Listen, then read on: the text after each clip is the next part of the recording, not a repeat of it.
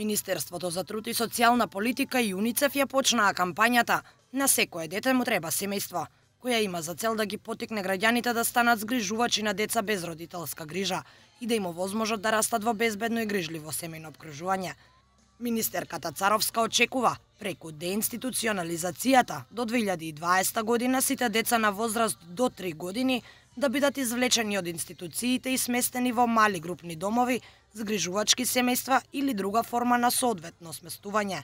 Царовска рече дека електронскиот систем за посвојување ќе остане и понатаму, бидејќи е ризично лицата вработени во Министерството да одлучуваат кое дете ќе биде доделено на одредени посвоители. Министерката и призна дека во службите има корупција. Откако ќе се реформира системот на социјална заштита, откако ќе добиеме вистински кейс менаџери или менаџери на случај во центрите за социјална работа, кога ќе се намали нивото на корупција во нашето општество, во тој момент се гледа од другите развиени држави, како скандинавските, дека човечкиот потенцијал да одлучи кое семејство со кое дете ќе се врзе е подобар од техничкиот кој што се случува во нашите држави во регионот. Но во Македонија да пуштите да човечкиот потенцијал или центар за социјална работа во моментот му доверите да одлучи кое семејство ќе добие дете, а кое не, е навистина огромен ризик и јас тој не го признавам во моментот.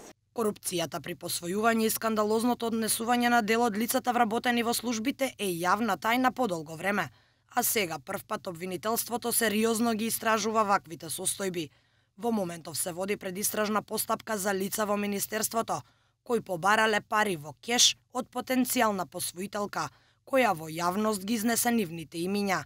Скандал изби во домот 25 мај, кога јавноста дозна дека сексуално се злоупотребувале малолетните штитенички. За овие состојби министерката денеска не зборуваше. Таа им порача на посвоителите да ги намалат нивните услови за побрзо да дојдат на ред и рече дека посвоителите од странство немаат предност пред домашните. Инаку, Министерството за труд и социјална политика соработува и со една американска верска организација која посредува во посвојувањето, а нејзината легалност е доведена во прашање поради ценовникот на кој се избуџетирани средства за агенцијата, патни трошоци, но и трета страна. Од Министерството велат дека не знаат која е таа трета страна. Преку оваа агенција, дете од Македонија чини $40.959.